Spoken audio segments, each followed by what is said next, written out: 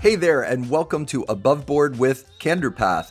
This is me, the Rich B, and I am accompanied by, sitting with, or around my two besties, Matt and John. Hello, guys. Is there somebody else Hold in the on. background Hold as on. well? That's I hear a my dog Doberman. whimpering. That's my dog. Should I let him out of his kennel? Let me just let Yeah, him. He was sure. in his kennel because he had to be. So hold on. He's crying because he misses you guys. I love it. You're going to hear a lot of noise. Here it goes. There we go. By the way, that Okay. kennel is human-sized. It is a It is. cage. I think it's a front for you maybe keeping humans in there, and you just say What that are it's you the trying dog. to insinuate? I'm bro? sorry. I went It's dark. actually it's qualified or certified for large cat transport. So Like if you had leopards and stuff? like if you had like a pet like mountain lion or something. Yeah, Whoa. no. Which you Oh. basically do have. That dog Well, is humongous. I He's knew not when I was in really. high school, I knew a girl that I went to high school with. Her family had a panther as a pet. Now I'm pretty Like, sure you're not allowed to do that, but that's some like Loxahatchee, like old school Florida who thing makes to those do. rules? You can't have a pet panther. I can have whatever pet I want. If I have a What Tyrannosaurus I want Rex, to know is what type of bad things happened over the last 100 years that they had to tell someone you can't have a panther in the house. like, and who even had the time to make? And so, listen, the guy that's whining about being in the kennel just walked back into his kennel to lay down. So anyway, he's gonna. Yeah. Well, I'm gonna. So I have a big Doberman. That's it. So today we're gonna talk about large cages and how to. No, not today. This is going to get weird. We're going to talk about measuring success. Success is a tricky word when you think about it, because I think, as soon as it's a word that I think brings about a lot of conversation, which is a good thing, because, in our society, if you just were at a party and nobody knew each other very well, and you pointed to someone across the room and said, "Oh, that's Matt. He's really successful."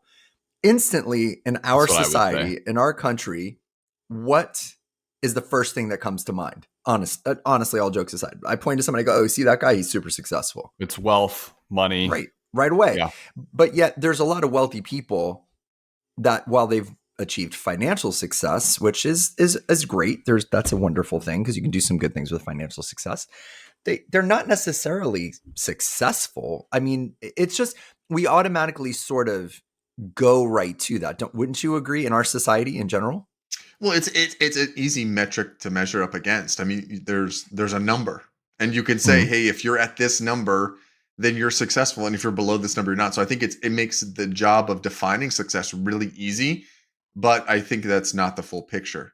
No, I mean, do you think like Elon Musk goes, "Hey, I'm more successful than Jeff Bezos," or do you think like when they hang out, which I mean, I don't know if they hang out, but when they hang out, are they kind of like, "We're both so successful," or you know what I'm saying? Like, there's a point. Like, what's the point of, if I have 100 million and you have 92 million, and then John has 14 million, does John go, "Well, I wish I was more successful," or are we all just kind of? That's why I'm saying it's like, it's tricky, because even with that, you're right, you can measure it, but who decides that? Because somebody who's making 15,000 a year would look at someone making 40,000 a year, maybe is successful. Someone making 40 grand looks at someone making 200. Someone 200 looks at someone making 600. So, and there's all those studies, and I'm sure you guys know the studies. I think there was one study, I want to say it was actually done in the 70s or 80s, but they found there was a certain number, and I can't remember the number, but after this number of like per year, like I make this much per year, the amount of happiness of a person doesn't really change, which was really fascinating, because again, in our society now, our podcast is global. Maybe in an outside of the quote unquote Western world, outside of the US, outside of Europe, whatever, maybe in other parts of the world that people would immediately, if you pointed to someone and said they're successful, maybe in other parts of the world, they would say, "Oh, that means they have a strong family," or, "Oh, that means they're very respected in their community or in their village or in their town." So it's just interesting. We all would agree that in our society, we look at success, we go instantly to prosperity or financial success. Well, I'm proud of Matt, because I think he's the one that came up with this topic today. So, he's usually he's our firepower for conversations, but he doesn't always like want to come up with the ideas of the conversation. This was his idea. So I Because think he's that's lazy. really cool. because he's But lazy. what I wanted to say too Yeah. to what you shared was that study, 68,000 sticks in my head. Now it probably needs to be adjusted for inflation because it's up like 7% year over year. That's how But much my grocery bill is every it month. was it was something like 68. Yeah, it was something like 68,000. So you experience diminishing returns on your happiness level Right. over a certain metric, and maybe the more important thing is to identify that for yourself, like what that number is for you and your family, where it's not worth the additional effort of dollars earned because of what you in turn sacrifice, which is a lot of what we talked about on the pre-call. Right. Matt, I have a question for you because you had mentioned this to me, and you were talking about balance, which we talk about like work-life balance a lot.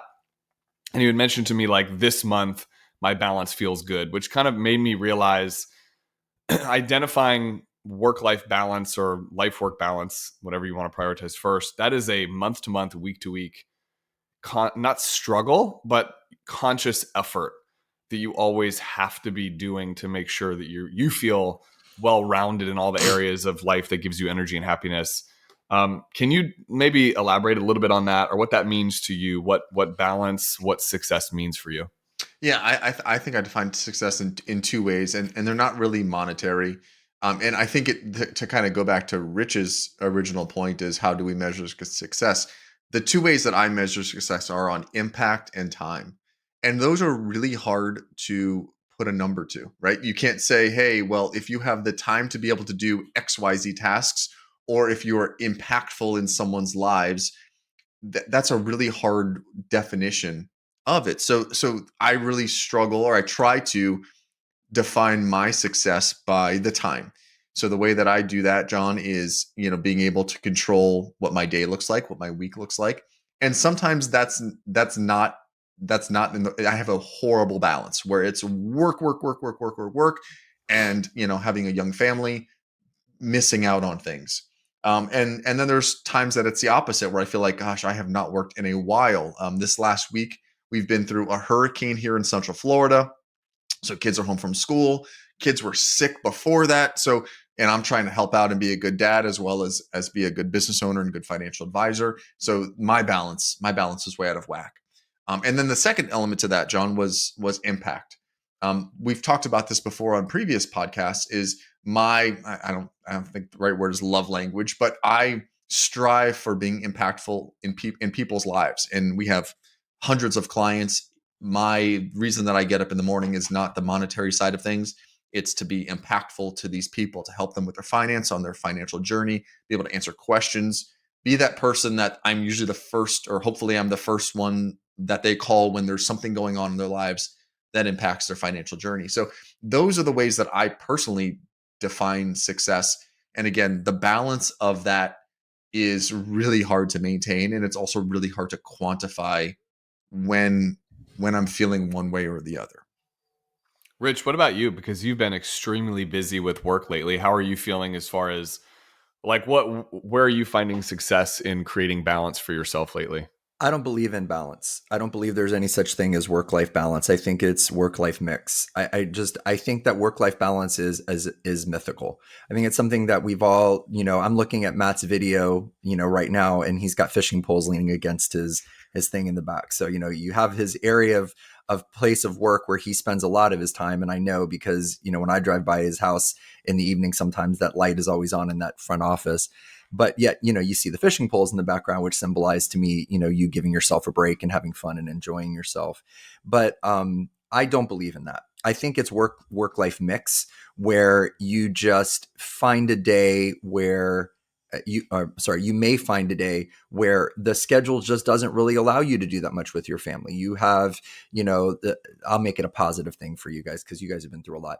The stock market has rallied and is like, the Dow is up 18,000, and all of your clients are calling you saying, "Oh my gosh, you guys are the best ever, and I just want to know, like, how do we double down? And I've got 7 cousins that want to now, join, CandorPath, and it's great, and you're super busy and it's awesome." That day is not really going to be a day where maybe you're going to be able to, take the kids for a walk or go to the trampoline park or whatever. On the other side of the coin, when you're on, vacation, and Matt's out on his boat somewhere and doesn't have a cell signal, he's going to be all focused on fishing and spending time with his beautiful family and etc. I think that just like the word perfection, where people try, we're striving, we want this to be perfect. We want this party to be perfect. I want this engagement to be perfect. I want this thing. It's a ridiculous thing that we set up for ourselves. So I personally do not believe in work-life balance because I don't think it's ever achievable at any moment. Yeah. I mean, you might get an hour, you might get a day, you might get a shift, but generally speaking, I think it's about mix. So what I've moved to is today I'm going to be more focused on this, and that's the way it's going to be. Today I have this deadline. I tell my family, hey, I'm going to be in the office. I've got to write 70 pages for this book that I'm writing. I'm going to be busy. On other days, I tell my job, hey, I'm taking PTO on this day. I've really got to focus on these doctor's appointments. I've got to take care of myself. If there's anything emergent, text me. So that's one thing. I measure success very similarly, I think, to what we're talking about. Because of what I do for a living, I have the unusual capacity or the unusual situation, rather, of being measured on a regular basis. I don't think very many people go to work and every time they do their job, they are evaluated every single time. When I go and speak, I get evaluated literally an evaluation, like a 1 to 10 every single time. It's stressful, because you're being evaluated. So Matt does this to me every week when we have a I bet he team call. He gives me a 1 out of 10. I have but you're a 2 perfect cards. 10. But you're a perfect 10. But Usually it's a 5. I was gonna say, unless the East German judge gives you, but then I would lose like half the people. It was like, John, do you have any idea what that would mean? Like if I said except for the East German judge? I don't even know what that means. So back in the Cold War about. days, when Germany was East and West Germany, the East Germans were the communists, and they would always, like, no matter, like if an American did like a perfect gymnastic thing, they'd give him a 3 no matter what. So they were the tough ones. Anyway, Got it. I've learned that it doesn't matter, because if let's say the particular client didn't like something I said or didn't like my shirt or thought that I went over 5 minutes or whatever, if they give me a 9 instead of a 10, but then I read in the comments somebody said this talk saved my life or this talk was exactly what I needed, I'm doing this now. I've learned to measure my success by what Matt said, by what I would interpret, and it could be subjective, by impact rather than metrics. I think there's certain ways that it's harder to measure by impact. In your world, the financial world, if you made an investment on my behalf and it did real poorly, and it was your call on this and it did really poorly, the metric is going to speak for itself. You might not be able to say, but I want you to understand that I had your best interest at heart and I was doing my best, and you should just be happy with that, because me as an investor, or me as somebody where you're managing my money, I'm going to be mad at you for it. So I think there's certain things that can be measured by a number and certain things that can be measured by what our takeaway and what our feel is. I don't believe in work-life balance. I don't think it exists. I think success is subjective, obviously.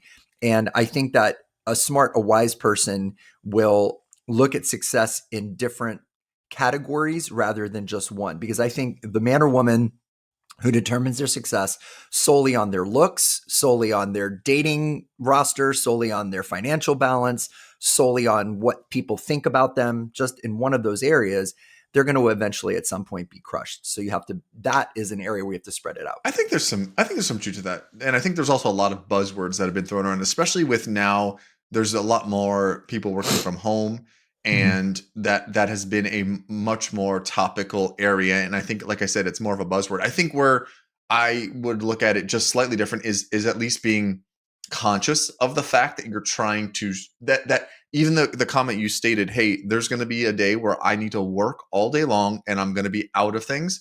But then knowing on the flip side of that, hey, I need to make that up to the family. And there's going to be a day where I'm putting all that stuff behind. I'm focused on you guys 100%, and can go and can do that. And like I said, it doesn't have to be a full day. Like we've talked about this in the past. Both of our kids do karate, right?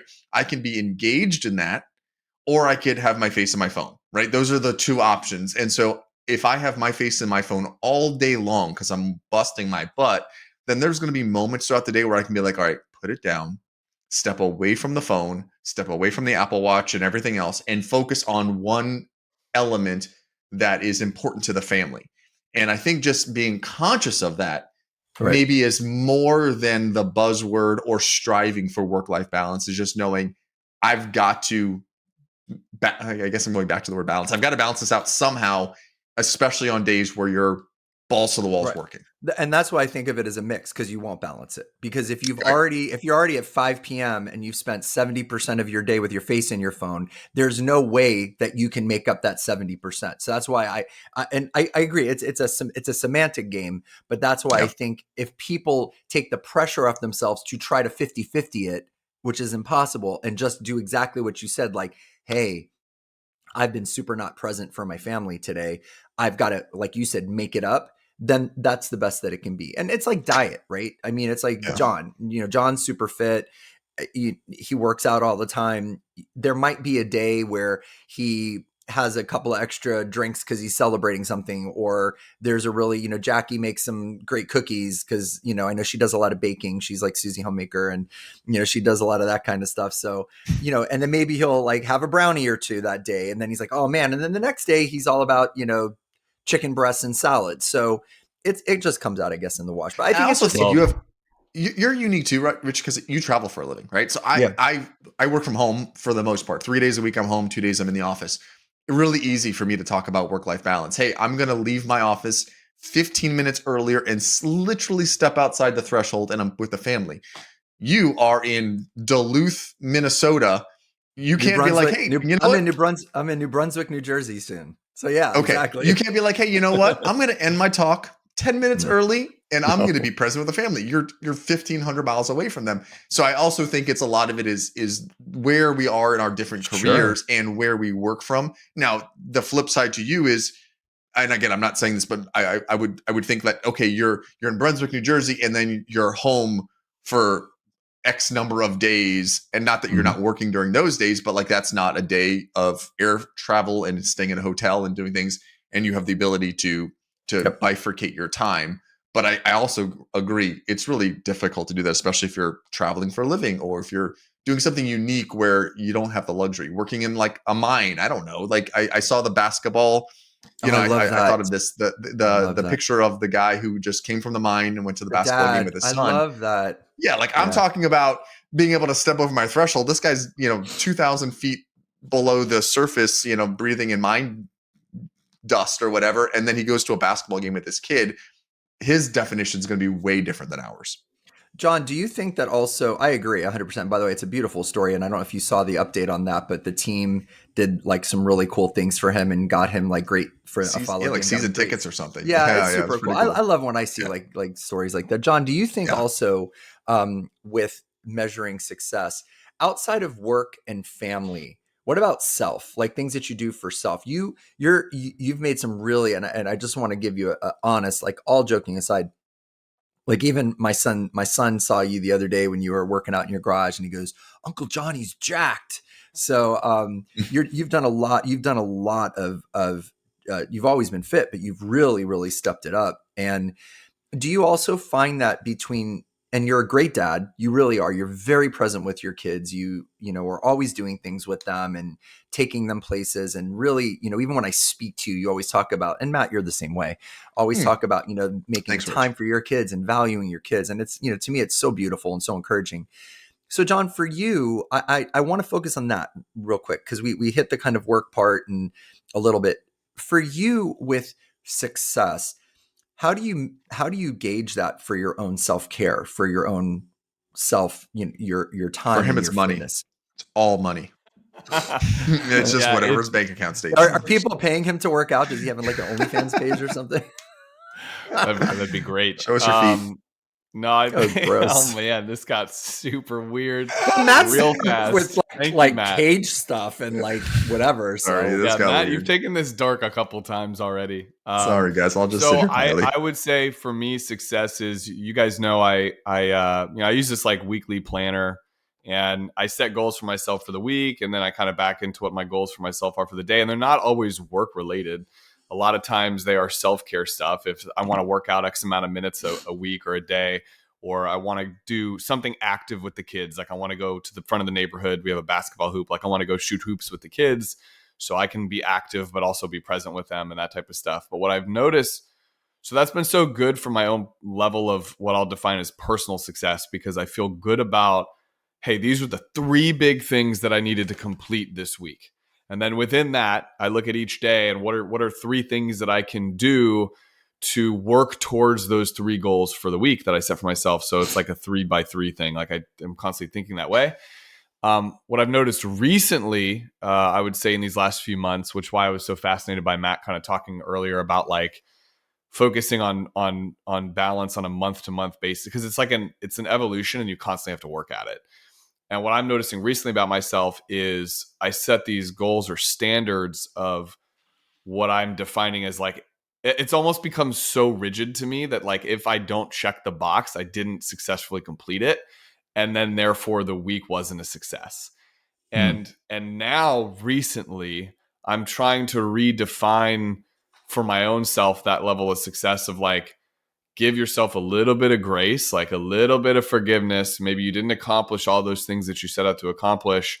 Right. And because I'm so goal and I'm very task oriented. So that's why it works well for my mind to have those tasks written out. I'm going to do those things. Matt's making a face. I just made a face like, really? No, Yeah. not John. And so to your point, Rich, if I said to myself, like, oh, I'm going to work out every day for 45 minutes, like 45 minutes a day every day, and I don't do it, by the end of the day, I'm, recently like disgruntled with myself, frustrated with myself. Or if I'm not as present with the kids, like I catch myself in that moment and I'm instantly frustrated with myself.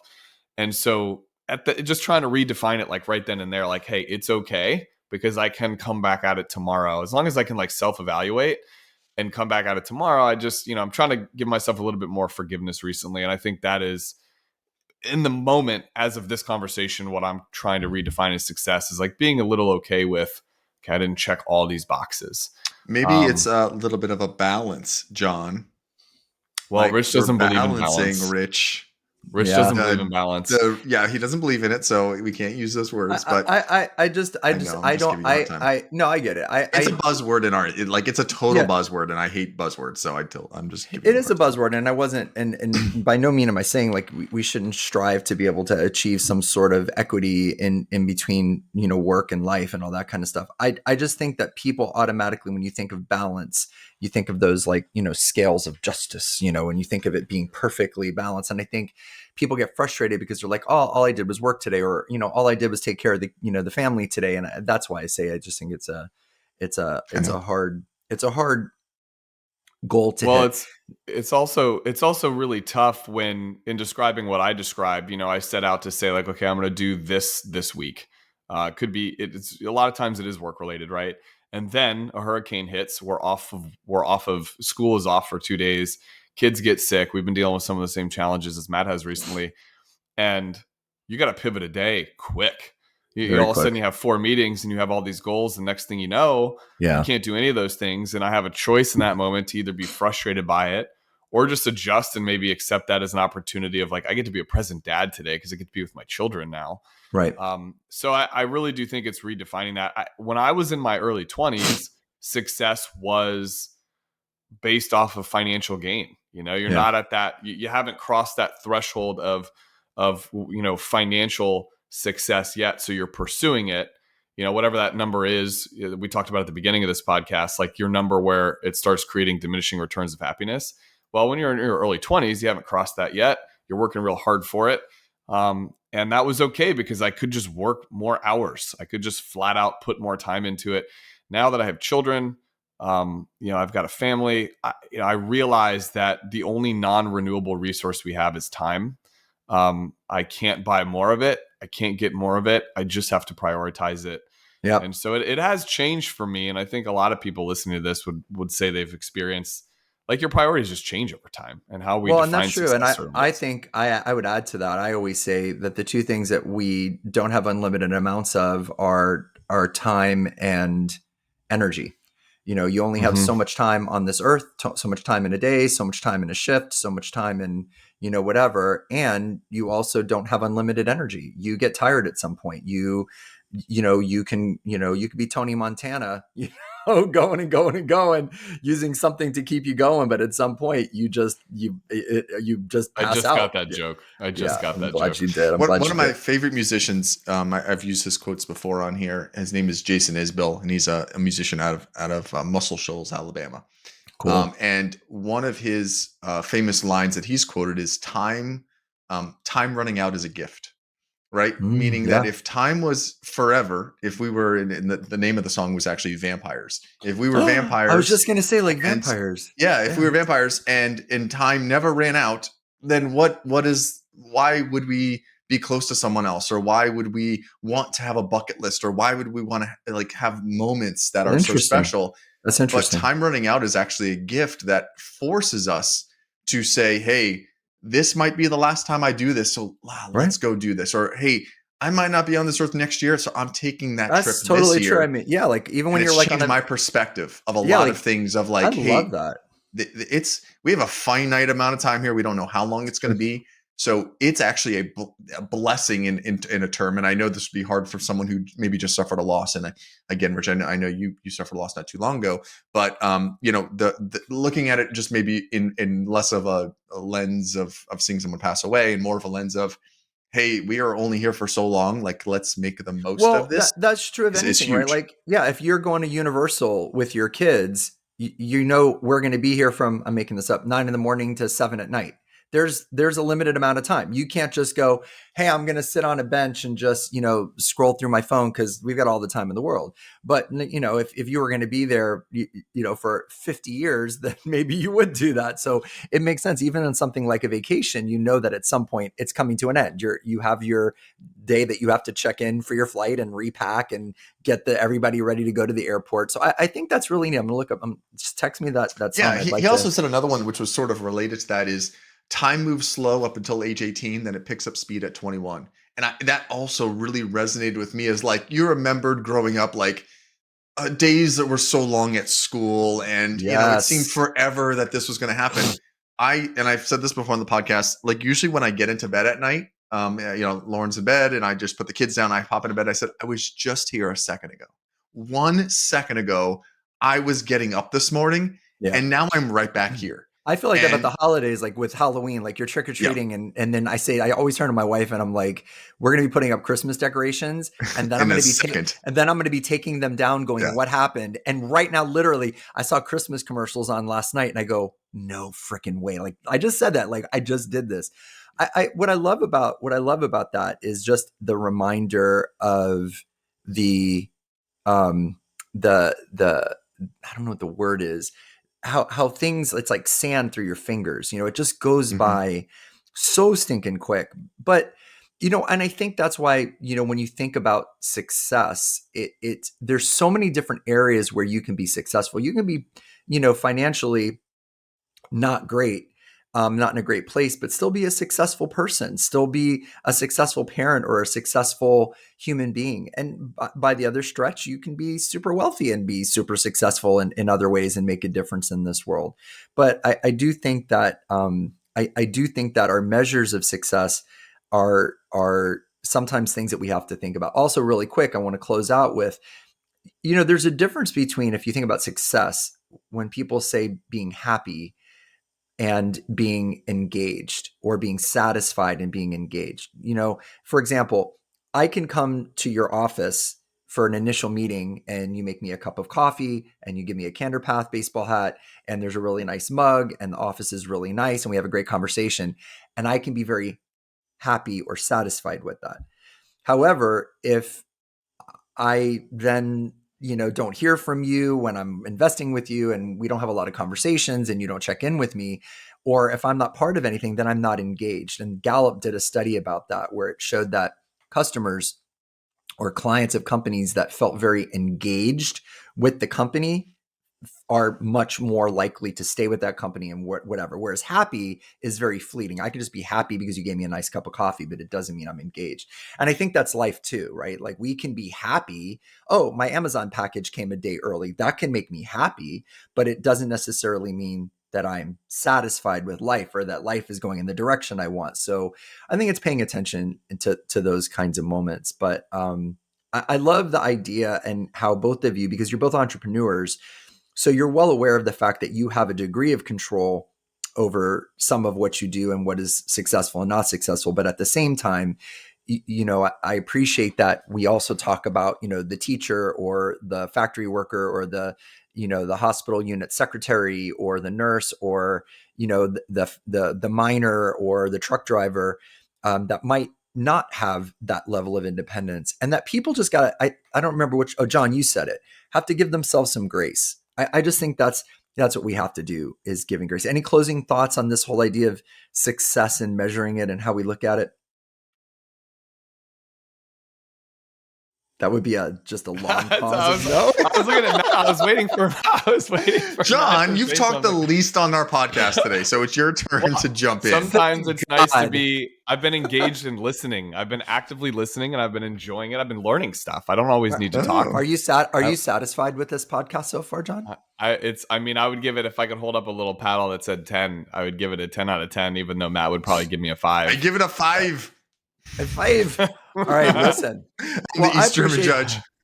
I appreciate this time with you all. And thank you, guys. It's so great for the three of us to be together, because our schedules of us being so out of balance sometimes doesn't allow for that to happen, especially because we do these podcasts after the workday or on the weekend. So it makes it a little bit more challenging. But I just want to tell you guys, appreciate you both very much and everything that you're doing. And I think your clients are very lucky to have you, because you're phenomenal. For all of you that are listening, we thank you for listening to our podcast, because you've got a lot of podcasts to choose from, and ours is one of the ones that you've picked, and we are very grateful. We've approached a large milestone of many tens of thousands of downloads. We're in the top, 2% of podcasts now? I think it's which 1. is 1%. Wow. I think so. So if you guys don't mind, on whatever platform you're listening, like and share. Please share this podcast with other people. It would be huge for us. We'd be so grateful. So on behalf of John and Matt and us at Above Board with Candor Path, thank you for helping us be who we are and do what we do, and helping this podcast to be successful. Have an amazing day and do what you got to do to make it so. Take care.